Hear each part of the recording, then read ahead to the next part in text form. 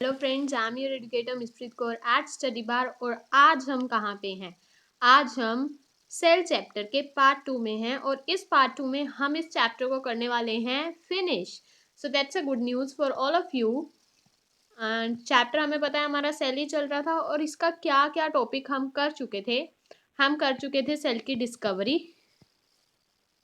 Discovery हो गई थी, ठीक है, और प्लाज्मा मेम्ब्रेन हो गया था सारा, और अभी सारा टॉपिक बचा पड़ा है। एक्टिव पैसिव मतलब एक्टिव ट्रांसपोर्ट, पैसिव ट्रांसपोर्ट, हाँ यूनिसेलुलर हो गए थे, ये तो हम भूल ही गए। यूनिसेलुलर हो गए थे, मल्टी सेलुलर हो गए थे। और लास्ट वीडियो का लिंक आप ले लीजिए ऊपर, क्योंकि अगर आप लास्ट वीडियो नहीं देखेंगे इस वीडियो से पहले तो ये वीडियो देखने का कोई फायदा नहीं है, क्योंकि आपको जब पिछला टॉपिक ही नहीं समझ आएगा तो आप आगे वाला कैसे समझोगे, ठीक है। So now let's have a quick introduction about me. Wait. So I'm your educator Ms. Preet Kaur at Study Bar and I'm your biology expert here. I also teach you maths and social science. और ये मैं करती हूँ कि आपके जो concepts हैं उनको आपके दिमाग में बिठाने के लिए मैं आपके कॉन्सेप्ट्स को आपकी रियल लाइफ से जोड़ देती हूँ। दैट्स अ गुड थिंग, क्योंकि अगर आपकी रियल लाइफ से जुड़ जाएंगे तो आप हर जगह बायोलॉजी ही देखोगे कि वहां भी बायोलॉजी दिख रही है, वहां पे भी मुझे बायोलॉजी ही दिख रही है, हर जगह बायोलॉजी दिखेगी। So biology is everywhere. So now let's start with our topic plasma membrane से आगे चलना है ऑन द न्यूक्लियस। अच्छा, वहां जाने से पहले an important information for you. If you are new to this channel, subscribe to the channel and also like and share this video so that more people can get help. Subscribe क्यों करना है? Because हमने चला दी एक नई series, जोश भर देगी आप में एक बहुत सारा जोश, जब आप देखोगे कि सिर्फ 2 मंथ्स में आपका सिलेबस हो गया है कंप्लीट। किस क्लास का? क्लास 9th का। So one more important information, join the Telegram group now because Telegram group पे होती हैं live polls, live quizzes। अभी जाके देखो, आपको पिछली वीडियो के बाद जो भी टॉपिक है 2-3 quizzes वहाँ पे मिलेंगी। Just go and download Telegram group now if you have not downloaded it now। ठीक है, ये मैं हर वीडियो में बोलती हूँ। और स्टडी बार सर्च कीजिए वहाँ पे और आप उसे ज्वाइन कर लीजिए। क्लियर? ठीक है, अभी हम अपना टॉपिक शुरू करते हैं और उसमें फुल मास्टरी करनी है हमने सेल में। So let's start it now without wasting time. So last lecture हमने यहाँ पे लीव किया था इस एक्सपेरिमेंट के साथ, और इस एक्सपेरिमेंट के कमेंट्स आप मुझे लास्ट वीडियो में भी बता सकते हो, इस वीडियो में भी, कि आपका एक्सपेरिमेंट कैसे हुआ। अगर कोई प्रॉब्लम आई थी एक्सपेरिमेंट्स में so let me know. Okay, अभी चलते हैं हम आगे। तो बल्क ट्रांसपोर्ट भी कर लिया था हमने। अभी आती है सेल वॉल। सेल वॉल क्या है? सेल वॉल, अच्छा आप देखो, इसका खुद से ही मतलब समझो। सेल क्या है? सेल वॉल क्या हो गया? सेल वॉल, सेल यानी सेल जो हमने पढ़ लिया, बेसिक स्ट्रक्चरल फंक्शनल यूनिट। अच्छा, वॉल हो गई दीवार, मीन सेल की दीवार। हाँ जी, बिल्कुल सही समझा, सेल की वॉल। सेल की वॉल, सेल की वॉल यानी जो सेल की आउटर कवरिंग है वॉल। आप बोलोगे कि लास्ट वीडियो में तो ये समझाया गया था ना कि प्लाज्मा मेम्ब्रेन होती है आउटर कवरिंग और इससे अलावा कोई भी आउटर कवरिंग नहीं होती। जी हाँ, I told you the same thing, but plants हैं, हमसे थोड़ा सा एक्स्ट्रा रहते हैं, बोलते हैं कि हमने आपको ऑक्सीजन भी तो देनी है ना, तो एक एक्स्ट्रा लेयर वो अपने ऊपर रखते हैं। कौन सी layer? Cell wall. It is a rigid, wait, हाँ, it is a rigid, protective and supportive but permeable covering present outside the plasma membrane is cell wall। cell wall क्या है? एक rigid यानी hard, protective meaning जो protect करती हो, supportive meaning जो support करती हो। but permeable covering क्या है? एक permeable covering है जो प्लाज्मा मेम्ब्रेन के भी बाहर है। समझो, ये आपका सेल है, इसकी एक आउटर कवरिंग है प्लाज्मा मेम्ब्रेन, और उसके बाहर एक और सेल वॉल आ गई और एक लेयर आ गई जो क्या है? सेल वॉल है। ये है आपकी, ये सेल वॉल, ये तो आपका सेल ही है। अच्छा, ये आपकी है प्लाज्मा मेम्ब्रेन, ठीक है। तो एक और rigid, protective, supportive layer but permeable.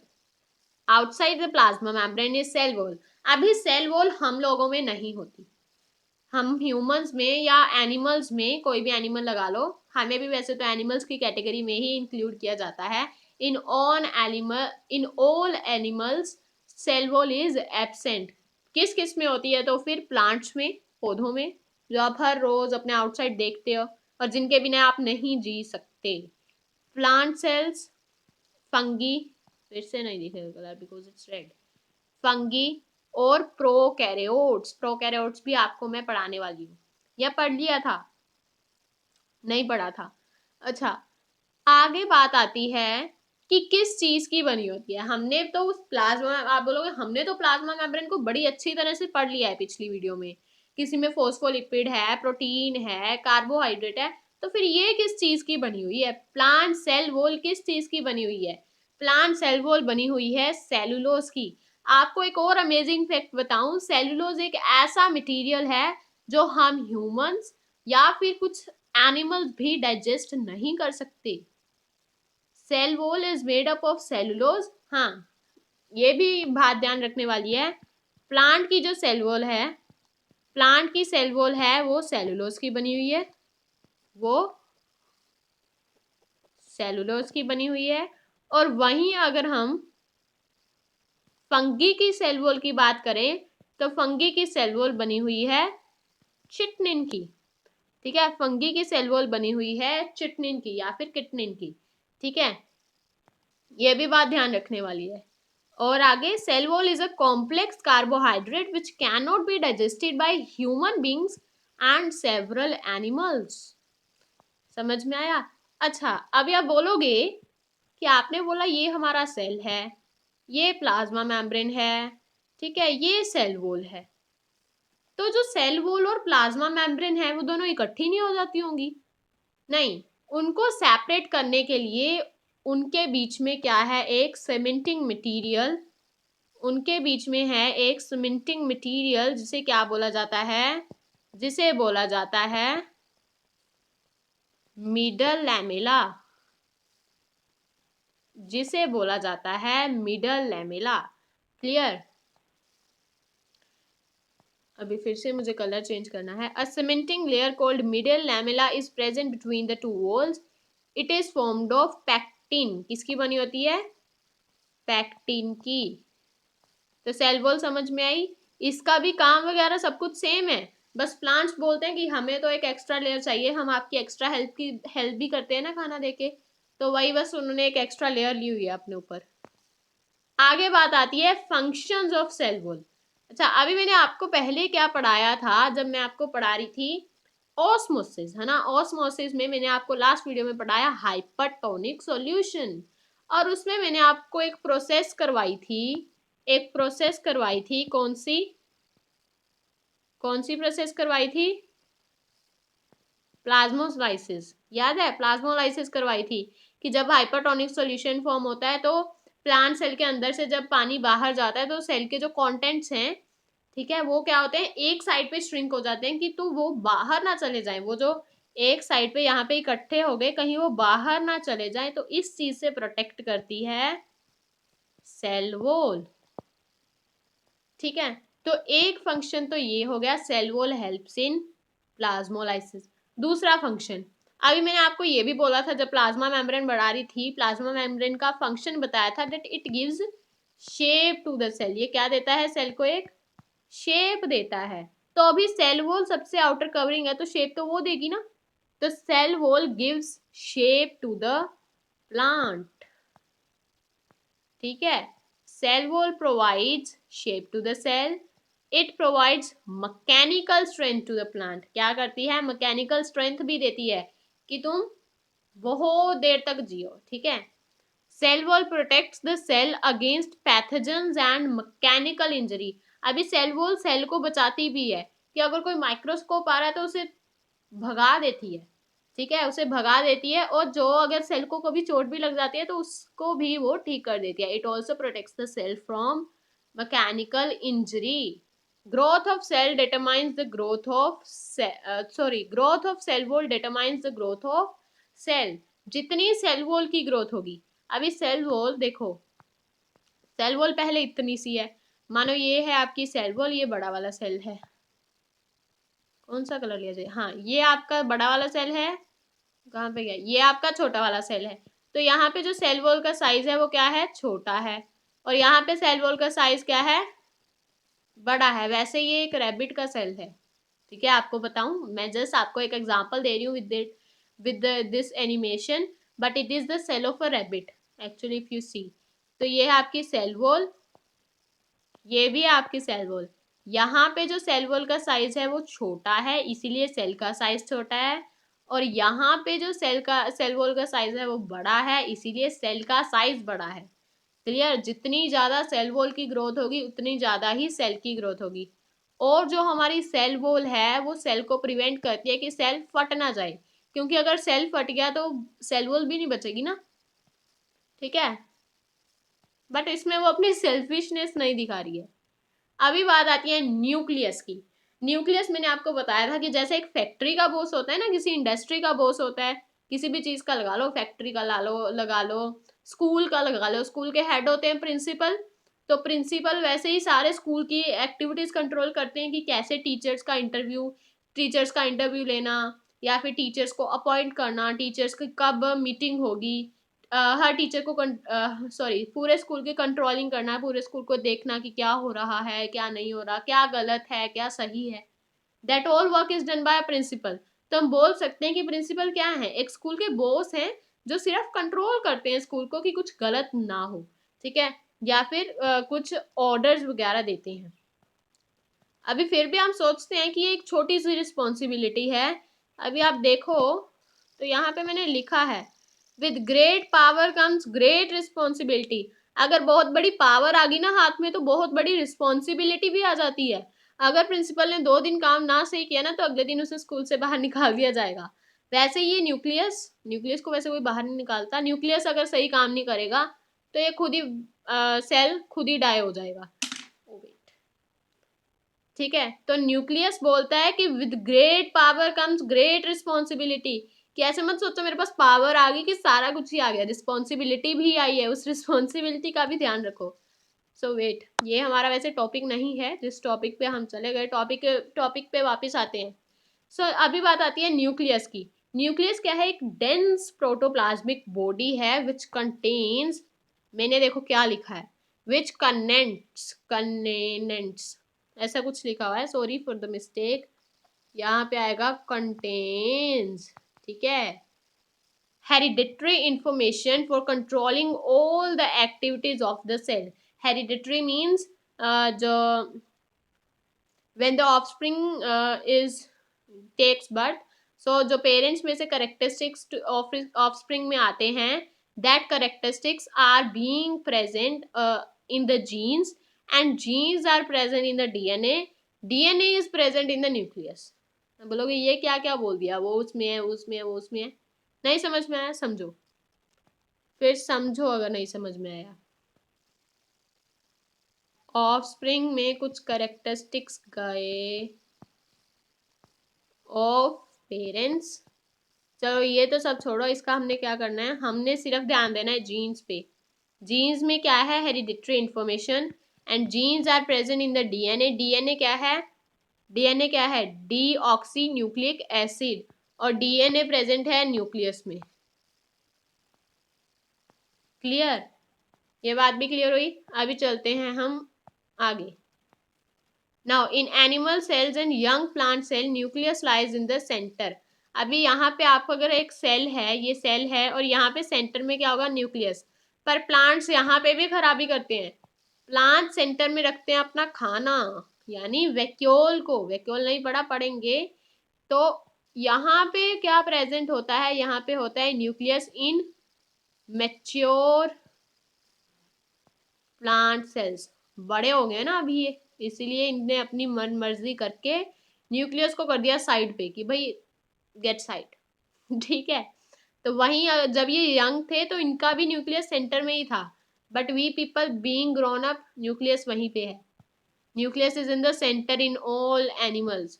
The nucleus lies at a side due to large central vacuole. Plants है ना खाना बहुत खाते हैं और हमें प्रोवाइड भी करते हैं, तो प्लांट्स की हम यहाँ पे बुराई नहीं करेंगे। तो लार्ज सेंट्रल वैक्यूल होती है प्लांट्स में, इसीलिए nucleus is at the peripheral side.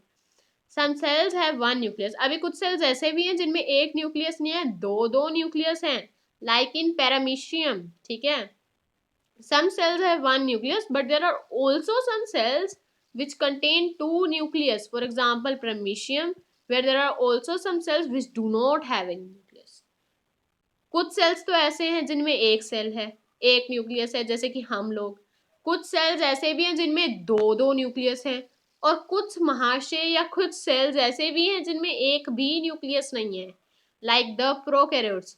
तो ये चमका के नहीं चमका, चमका के नहीं चमका, मुझे कमेंट्स में बता देना कि चमका के नहीं चमका, बिकॉज ये सेशन लाइव तो नहीं है कि मैं आपके देख लूं कि क्या कमेंट्स आ रहे हैं, ठीक है। सो नाउ बात आती है पार्ट्स ऑफ अ न्यूक्लियस। तो आप बोलोगे डायग्राम तो है नहीं, हम पार्ट्स कहाँ से देखें, तो डायग्राम भी है, आगे नहीं चल, तो डायग्राम भी है, डायग्राम का वेट, ओहो कितनी आगे रख दी मैंने डायग्राम, हाँ ये रही न्यूक्लियस की डायग्राम। तो यहीं से मैं आपको सारा कुछ समझा देती हूँ।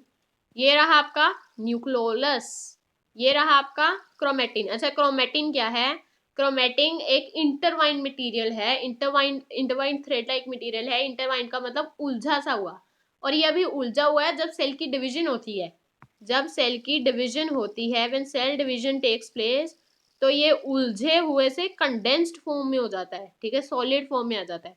Next is nuclear membrane.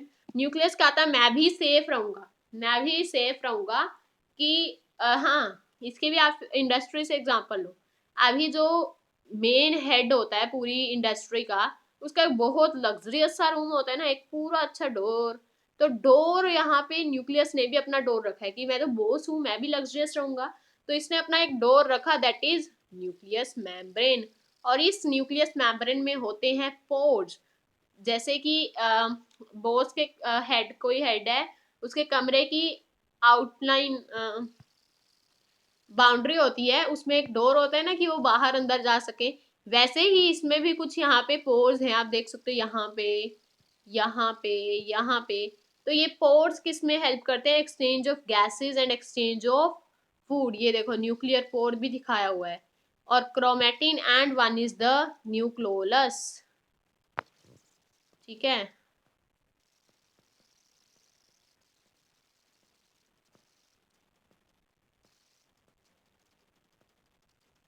ठीक है, अभी आ गए आपके कुछ और पार्ट्स, यहाँ पे मैंने लिस्ट कर दिए हैं। तो अगर आपने ये वीडियो पूरी देख ली ना, तो मैं 100% आपको गारंटी देती हूँ कि आपके मार्क्स पेपर में कम आ ही नहीं सकते, because I know this information is high, बहुत हाई लेवल की इन्फॉर्मेशन है। इवन इतनी ज़्यादा पार्ट्स डिफाइन आपकी एनसीईआरटी टेक्स्ट बुक में नहीं किए गए हैं, which I have defined you in this video. So like तो वीडियो पे नहीं छोड़ना है, लाइक नहीं छूटना चाहिए, because that shows that you like the video, और आपकी अटेंडेंस लग जाती है, ठीक है, अटेंडेंस लग जाती है। और अटेंडेंस लगानी है तो अभी लाइक कर दो वीडियो पे कि हाँ हम आए थे वीडियो में, ठीक है। तो मुझे पता लग जाएगा कि 25 बच्चों के, पूरे इंडिया में से 25 बच्चों ने अगर लाइक किया है, तो 25 के फुल मार्क्स आएंगे, ठीक है। पर फुल तभी आएंगे अगर आपने लास्ट वीडियो भी देखी है। अभी आ जाओ न्यूक्लियर इन्वेलप पे। Nuclear envelope, it is a double membrane covering which separates the nucleus from cytoplasm. Nuclear pores allow exchange of materials inside and outside the cell. अच्छा, जो न्यूक्लियर मेम्ब्रेन पड़ी है उसे हम न्यूक्लियर इन्वेलप भी बोल देते हैं, और ये सिंगल मेम्ब्रेन नहीं है, इट इज डबल मेम्ब्रेन। आगे आता है nucleoplasm. It is a dense colourless liquid present in the nucleus, here chromatin and nucleolus are present. Nucleoplasm क्या है, जैसे साइटोप्लाज्म है ना, सेल के अंदर क्या है, साइटोप्लाज्म एक लिक्विड है, वही वैसे ही न्यूक्लियस में भी एक लिक्विड है जिसे बोला जाता है न्यूक्लियोप्लाज्म। सेल से साइटोप्लाज्म, न्यूक्लियस से न्यूक्लियोप्लाज्म, समझ में आया। न्यूक्लियोलस, अभी बात आती है न्यूक्लियोलस की। न्यूक्लियोलस क्या है, एक राउंडेड स्ट्रक्चर है इनसाइड द सेल, सेल के अंदर एक गोल सा स्ट्रक्चर है न्यूक्लियोलस। न्यूक्लियस, वाह, ये तो मैं पार्ट्स में न्यूक्लियस कैसे लिख दिया मैंने।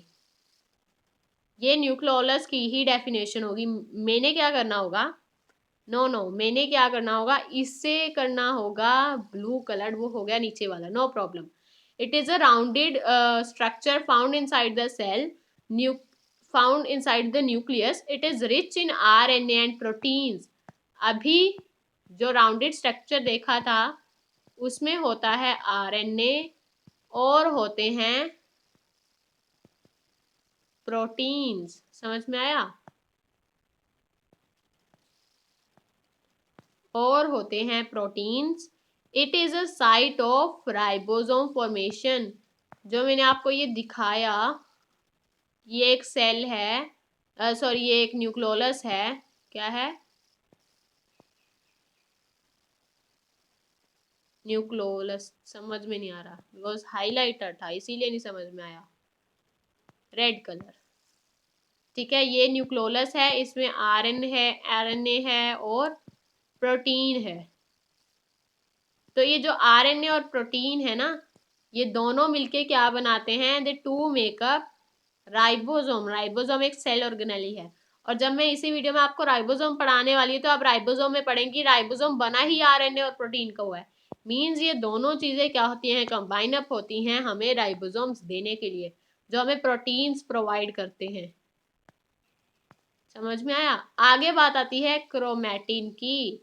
सो it is formed of intertwined thread like material, जो कि मैंने आपको बताया था, present in the cell made up of DNA and protein. तो ये बात है समझने वाली, यहां बात आती है समझने वाली। देखो, वेट, ये है आपका एक सेल, यहाँ पे है आपका न्यूक्लियोलस। चलो सेल का न्यूक्लियस न्यूक्लियस बना रहे हैं ना हम। तो ये है आपका एक न्यूक्लियस,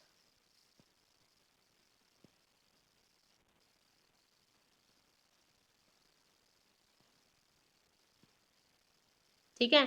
तो यहाँ पे है आपका न्यूक्लियोलस, यहाँ पे है ये आपका क्रोमैटिन मटेरियल, ये है आपका क्रोमैटिन मटेरियल। और ये क्रोमैटिन मटेरियल बना हुआ है DNA का और बना हुआ है जीन्स का। So now what are DNA and genes? ठीक है, DNA एंड जीन्स।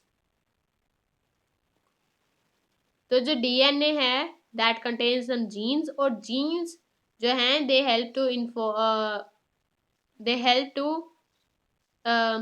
कन्वर्ट या फिर send hereditary information from one another. Next is, ये आती है, हमें फिर से कलर चेंज करना पड़ेगा, black.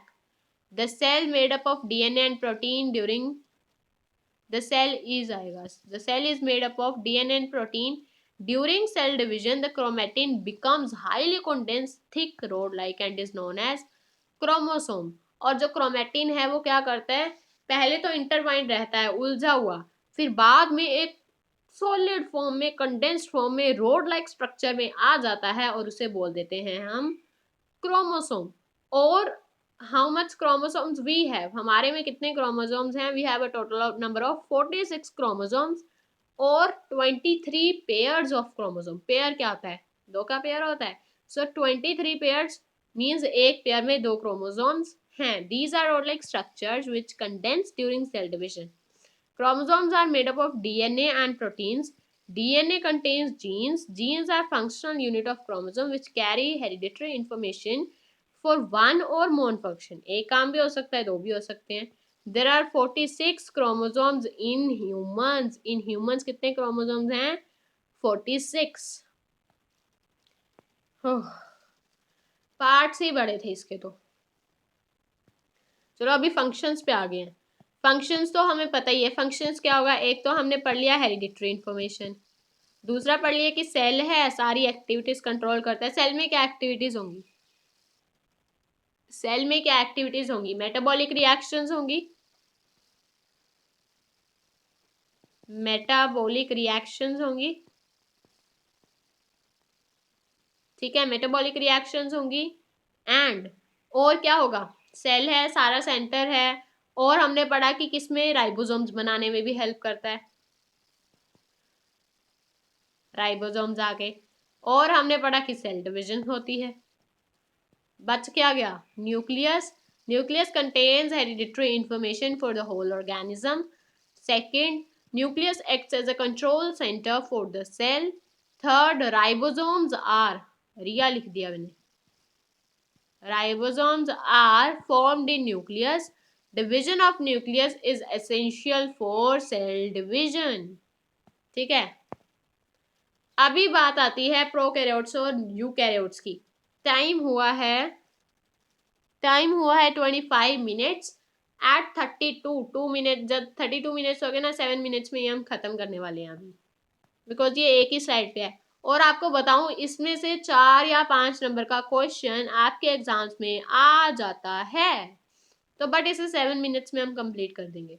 Prokaryotes are the organisms which do not have a well defined nucleus. Easily आप समझेंगे यहाँ पे, एक साइड है प्रोकैरियोट, दूसरी साइड है यूकैरियोट. ठीक है, प्रोकैरियोट बना है 2 शब्दों से, प्रो प्लस कैरियोट. प्रो यानी सिंपल या फिर अनडिफाइंड, और न्यूक्लियस यानी, सॉरी, कैरियोट यानी न्यूक्लियस, प्रो यानी प्री या primitive. Primitive is a good word, primitive. और यू यानी वेल डिफाइंड. कैरियोट का मतलब न्यूक्लियस, तो बच क्या गया, primitive nucleus, well defined nucleus. तो यही मतलब है, prokaryotes are the organism which do not have a well defined nucleus. The nuclear region is called nucleoid. Membrane bound organelles are absent. Membrane bound organelles नहीं होती हैं किसमें, prokaryote में. उसके बाद eukaryotic organisms are the organism which have a well defined nucleus and membrane bound organelles are present. For example cats, dogs, human beings. अभी आ जाओ इस डिफरेंस पे. डिफरेंस मेन इंपॉर्टेंट है. डिफरेंस की बात करें अगर हम, so the size is very small. Prokaryotes का साइज होगा बहुत या बेहद छोटा, और यूकैरियोट्स का साइज होगा बहुत बड़ा. whereas in prokaryotes organized nucleus is absent and in eukaryotic organisms organized nucleus is present. और जो प्रोकैरियोटिक हैं उनमें सिर्फ एक क्रोमोसोम होता है, whereas in eukaryotic organism 2 or more chromosomes are present. Membrane bound organelles are absent in prokaryotic organisms and membrane bound organelles are present in eukaryotic organism. अब membrane bound organelles कौन सी होती हैं, जिनके ऊपर मेम्ब्रेन हो. ठीक है, example bacteria and सियानोबैक्टीरिया in prokaryotes and animals and fungi in eukaryotes. कितना टाइम हो गया? 28 हुए हैं अभी. 25 से हमने 3 मिनट में ये कर दिया है कंप्लीट. तो अभी चलते हैं हम आगे. आगे आता है cytoplasm, very important. So cytoplasm क्या है? साइटोप्लाज्म भी एक प्रोटोप्लाज्मिक बॉडी है एक्सक्लूडिंग न्यूक्लियस. न्यूक्लियस इसमें नहीं होता. ठीक है, and inner to the plasma membrane. अभी देखो बात समझ में आएगी अभी आपको. यहां से ये है आपकी प्लाज्मा मेम्ब्रेन, बीच में है न्यूक्लियस, यानी जो बचा खुचा जो है ये क्या है आपका, साइटोप्लाज्म. समझ में आ रहा है ना अच्छी तरह से? अगर नहीं आ रहा तो आप मुझे बता सकते हैं. It has 2 parts, cytosol and cell organelles. कितने पार्ट्स हैं? Total of 2 parts. One is cytosol and other is cell organelles. Cytosol एक फ्लूइड पार्ट है साइटोप्लाज्म का, और वहां पे बहुत ज्यादा नंबर ऑफ, एक नंबर नहीं, बहुत ज्यादा मेटाबॉलिक रिएक्शंस होती हैं. And cell organelles are submicroscopic structures present in the cytoplasm which are specialized to do different functions. अभी हम पढ़ेंगे सेल ऑर्गेनेलिस के बारे में. इतना कुछ पढ़ के अभी इतना ज्यादा अंदर नहीं घुसना है. साइटोप्लाज्म पढ़ लिया बस कहानी खत्म. नहीं नहीं नहीं नहीं बाबा नहीं. अभी हमें आगे भी पढ़ना पड़ेगा, सेल ऑर्गेनेलिस भी पढ़नी पड़ेंगी. नहीं फिर हम कुछ भी नहीं कर सकते. ठीक है, नहीं, फिर कोई सोल्यूशन ही नहीं है, पढ़ना ही पड़ेगा। अच्छा, अभी पढ़ना है cell organelles. Cytosol is a fluid part and whereas cell organelles are submicroscopic structures, वो स्पेशलाइज्ड होते हैं कुछ काम करने के लिए, ठीक है। और सबसे पहली उसमें आती है एंडोप्लाज्मिक रेटिकुलम। ये कुछ ज्यादा बड़ी नहीं है ये एंडोप्लाज्मिक रेटिकुलम, ये छोटी छोटी सी है। एंडोप्लाज्मिक रेटिकुलम क्या है? एक कॉम्प्लेक्स नेटवर्क है of membrane bound channels, tubules and vesicles. आपको अगर मैं इसकी डायग्राम बना के दिखाऊं तो ये इसकी डायग्राम होगी कुछ ऐसी सी, ऐसे ही बस ये मेम्ब्रेन्स चलती जाएंगी ऐसी सी है इसकी डायग्राम, ठीक है। ऐसी सी है बस ये जब आप ज्वाइन करते जाओगे तो एक स्क्वायर की शेप सी बना देना, डायग्राम कंप्लीट हो जाएगी। अभी इसकी है two types, rough endoplasmic reticulum and smooth endoplasmic reticulum. Rough क्या होती है? रफ है जिसके ऊपर राइबोसोम्स है। R for rough, R for ribosome, easy peasy lemon squeezy. Rough यानी जिसके ऊपर है राइबोसोम, ठीक है। और स्मूथ यानी जिसके ऊपर do not have ribosome, do not have ribosomes.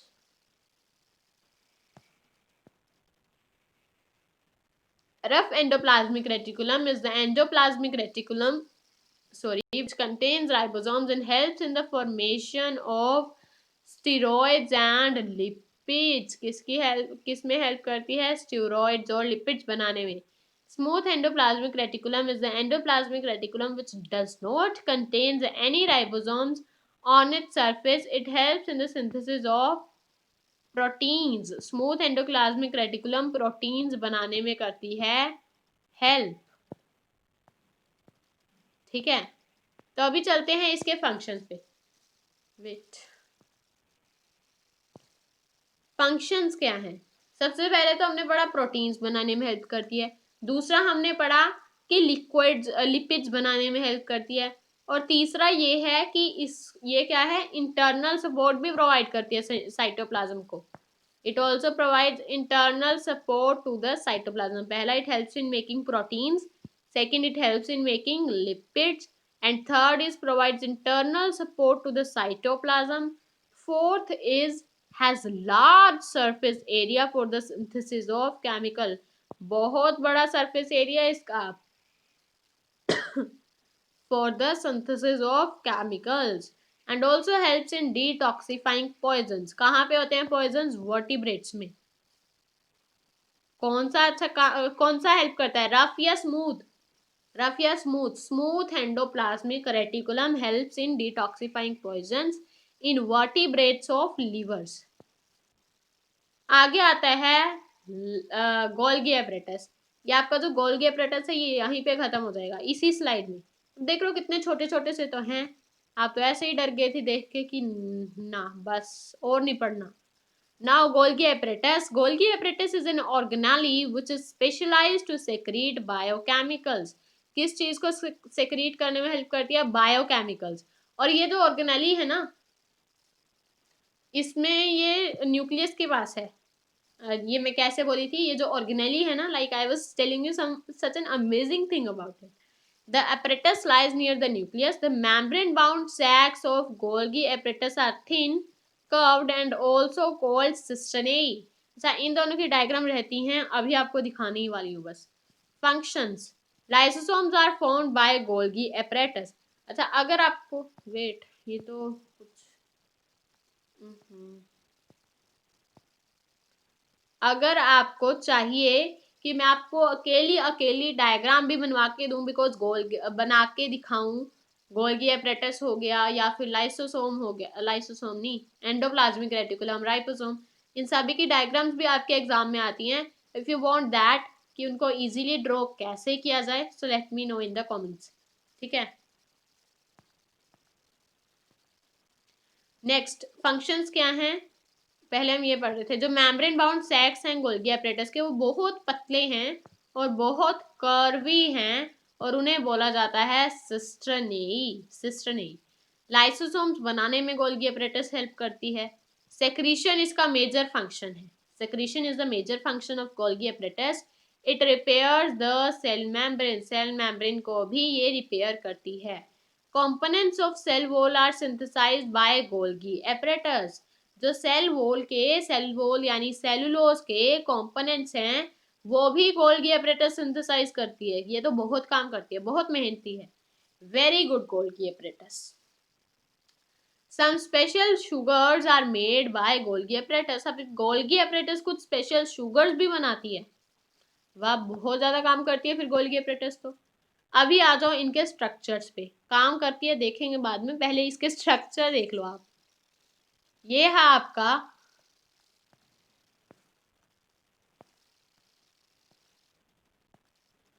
आपका रुको, ये है आपका स्ट्रक्चर न्यूक्लियस का. सॉरी, ये है आपका किसका, एंडोप्लाज्मिक रेटिकुलम का, ईआर का. और यहाँ पे क्या है, रफ एंडोप्लाज्मिक रेटिकुलम है. यहाँ पे ये राइबोसोम्स है. ये दिख रहे हैं आपको डार्क येलो से, यहाँ पे छोटे छोटे, है ना. तो ये क्या है, व्हाट इट इज, ये है आपका न्यूक्लियस. ये न्यूक्लियस के पास होती है, समटाइम्स अटैच्ड भी होती है न्यूक्लियस से. ठीक है, ये है लंबे लंबे road, smooth endoplasmic reticulum, ribosome नहीं है. समझ में आया. अभी आ जाओ यहाँ पे गोल्गी apparatus पे. गोल्गी apparatus ये रहा. गोल्गी apparatus का आपको इजी स्ट्रक्चर बताऊं. गोल्गी apparatus का स्ट्रक्चर है ये. मीन्स इनको थोड़ा सा ऐसे ऐसे कर्वी से बना दो. Not able to draw it very efficiently, very properly. Side पे इनके ऐसे डॉट्स. ये सही नहीं बना, बट इसे थोड़ा सा ऐसे कर्वी से करके ना, ऐसे कर्वी से, तो ये बन जाएगा. यहाँ पे भी आप देख रहे हो ना, ऐसा ही स्ट्रक्चर है इनका. तो ठीक है, ये है सिस्टोनेई, दिख रहा है, ये है सिस्टोनेई. ये है ल्यूमन, द आउटर कवरिंग. ये है जो नई वेसिकल्स बनती है. वेसिकल्स आर सेक्रीट, जो सेक्रीट करती हैं. ठीक है, वेसिकल्स आर सेक्रीटर्स, जो गोल्गी apparatus के मेजर फंक्शन में हेल्प करती हैं. पीछे कोई ऑर्गेनेली तो नहीं गई, नहीं. अभी अगली ऑर्गेनेली है आपकी, ओहो बैटरी कम है, कोई बात नहीं. Now the next organelle is lysosome. Lysosome क्या है, are small spherical bodies which are covered by single membrane. ये क्या है, छोटी छोटी स्फेरिकल बॉडीज हैं विच आर कवर्ड बाय एक सिंगल मेम्ब्रेन से कवर्ड हैं, और जिनमें डाइजेस्टिव एंजाइम्स हैं. इन्हें डाइजेस्टिव बैग्स बोला जाता है क्योंकि ये डाइजेशन में हेल्प करते हैं. सुसाइडल बैग्स बोला जाता है. ये क्या करते हैं, जब इनको पता लग जाता है कि सेल बस अभी तो डाई होने वाला है या सेल डैमेज हो चुका है, तो ये अपने अंदर से कुछ एंजाइम्स रिलीज कर देते हैं which digest the cell themselves. Lysosomes are called suicidal bags because when it comes to know that cell has been damaged, it bursts itself to release enzyme which digest the damaged cell. तो ये दोनों point है, ये 2 number में आ जाते हैं. Now let's come to know about the functions of lysosomes. पहला, destruction of foreign particles. उसके बाद डाइजेशन में, उसके बाद डेड ऑर्गेनेलिज या वोन आउट ऑर्गेनेलिज को बाहर रिमूव करने में भी लाइसोसोम्स हेल्प करते हैं. थर्ड आता है माइटोकॉन्ड्रिया. माइटोकॉन्ड्रिया क्यों इसे बोला जाता है, पावर हाउस इसे क्यों बोला जाता है. माइटोकॉन्ड्रिया को बोला जाता है power house of the cell. Power house क्यों बोला जाता है, क्योंकि ये पावर एनर्जी बनाने में हेल्प करता है. किसकी फॉर्म में एनर्जी बनाता है,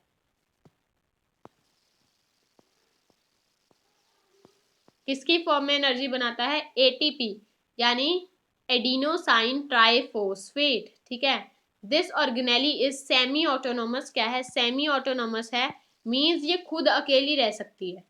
खुद इसके पास खुद का आरएनए है, खुद का प्रोटीन है, इट कैन लिव इंडिपेंडेंटली. उसके बाद आते हैं functions. It provides energy in the form of ATP. It helps in the synthesis for various chemicals like steroids and fatty acids. समझ में आया. एक तो एनर्जी बनाती है, दूसरा कुछ प्रोटीन्स भी ये सिंथेसाइज कर देती है. बोलते थोड़ी सी और सेल की हम मदद कर देते हैं. उसके बाद आती है हमारी अगली ऑर्गेनेली प्लास्टिड. आप बोलोगे ये तो आ ही जा रही है, बस और नहीं पढ़नी, हमें पढ़नी है. कितनी रहेगी, प्लास्टिड बच गई, राइबोसोम बच गए, सेंट्रोसोम बच गए, तो सिर्फ एक स्लाइड में कवर हो जाएंगे. राइबोसोम बहुत छोटा है, सेंट्रोसोम बहुत छोटा है। उसके बाद बच गई आपकी वैक्यूल, बस फिर चैप्टर खत्म। अभी बात आती है प्लास्टिड्स की। प्लास्टिड क्या है? बड़ी बड़ी सेल ऑर्गेनेलिज हैं which are only found in plant cells. अभी ये ऑर्गेनेली भी हमें प्रेजेंट नहीं है, ठीक है, ये ऑर्गेनेली भी प्लांट्स में ही है। अभी प्लास्टिड्स होते हैं 3 तरह के, ल्यूकोप्लास्ट, क्रोमोप्लास्ट, क्लोरोप्लास्ट। ये 3 टाइप्स आपके एग्जाम में आ जाती हैं, तो इनका भी ध्यान रखो। ये ही क्वेश्चन पूछा जाता है, which plastid is colourless? Leucoplast, chromoplast और क्लोरोप्लास्ट, ठीक है। ये 3 चीजें इसलिए मैंने यहाँ पे लिख दी because these are very important. Leucoplast होते हैं कलरलेस प्लास्टिड और क्रोमोप्लास्ट होते हैं कलर्ड प्लास्टिड। ल्यूकोप्लास्ट हैं दे स्टोर स्टार्च और एनर्जी, और क्रोमोप्लास्ट हैं वो क्या करते हैं? क्रोमोप्लास्ट कलर देते हैं टू फ्लावर्स और फ्रूट्स, ठीक है। उसके बाद आते हैं क्लोरोप्लास्ट। क्लोरोप्लास्ट क्या है? Chloroplast are the food factories of the cell of plant. Chloroplast क्या करते हैं? खाना बनाते हैं हम लोगों के लिए या फिर सेल के लिए, प्लांट के लिए। अभी आते हैं functions of plastids. Chromoplast provides colour to flowers, ये भी पढ़ लिया। Leucoplast helps in storage of proteins, ठीक है। Nucleoplast storage of proteins, oils. और ल्यूकोप्लास्ट 3 तरह के होते हैं, एम्यूलोप्लास्ट, ओरोप्लास्ट और एक और टाइप होती है। Chloroplast help in photosynthesis by trapping solar energy. किस प्रोसेस से? अच्छा लिख दिया मैंने, फोटोसिंथेसिस। फोटोसिंथेसिस से खाना बनाते हैं क्लोरोप्लास्ट, ठीक है। यहाँ पे प्लास्टिड्स खत्म हुए। अभी आते हैं राइबोसोम। राइबोसोम की कोई भी मेम्ब्रेनियस कवरिंग नहीं होती, ठीक है। These are very very small bodies and do not have any membranous covering. These are composed of RNA and proteins. RNA और प्रोटीन्स की बनी होती है, क्योंकि न्यूक्लियोलस बनाता है, न्यूक्लियोलस में आरएनए और प्रोटीन ही होते हैं। एंड जब वो दोनों कंबाइन हो जाते हैं, the form of ribosomes. They are present in both prokaryotes और यूकैरियोट। अभी हमने प्रोकैरियोट्स में पढ़ा था that prokaryotes do not have any membranous covering. Same वही बात होगी, मेम्ब्रेनियस कवरिंग राइबोसोम की है नहीं है, तो ये प्रोकैरियोट्स में भी प्रेजेंट होता है। They are absent in R, तो ये प्रोकैरियोट्स में भी होते हैं, यूकैरियोट्स में भी होते हैं, but they are absent in the RBCs. अभी नेक्स्ट इज फंक्शन। राइबोसोम का फंक्शन क्या है? राइबोसोम्स, ठीक है। तो राइबोसोम्स का मेन फंक्शन क्या है? प्रोटीन्स बनाना, और इसी कारण इनका नाम रख दिया गया proteins factories of the cell. तो यहाँ पे राइबोसोम भी खत्म हो गया, बच गया centrosomes. Centrosomes, it is a small naked organelle. Naked यानी जो हम अपनी आंखों से देख सकते हैं बिना माइक्रोस्कोप के। प्रेजेंट इन द न्यूक्लियस, किसमें है ये? न्यूक्लियस में है, ठीक है। Centrosome divide before division to form 2 centrosomes. They also form basal bodies to form cilia and flagella. जो सेंट्रोसोम है वो डिवाइड होते हैं टू बिफोर डिवीजन। डिवीजन जब सेल डिवीजन होती है उससे पहले डिवाइड होते हैं। कौन कौन डिवाइड होते हैं? सेंट्रोसोम्स। एंड क्या दो में डिवाइड हो जाते हैं ये सेनिट्रोल्स बनाने के लिए। सेंट्रोसोम्स लिख दिया सेनिट्रोल्स बनाने के लिए। एंड ये बेसल बॉडीज भी बनाते हैं टू फॉर्म सीलिया और फ्लैजेला। सीलिया और फ्लैजेला किसमें हेल्प करते हैं? मूवमेंट में। और इनका स्ट्रक्चर कुछ ऐसा सा होता है, लंबे लंबे थ्रेड लाइक स्ट्रक्चर्स, ठीक है। अभी last not the least organelle आ जाती है वैक्यूल। सो वैक्यूल क्या है? Vacuoles are membrane bound non cytoplasmic organelles that contain non living and living contents. अभी वैक्यूल्स में लिविंग कंटेंट्स भी होते हैं, नॉन लिविंग भी होते हैं।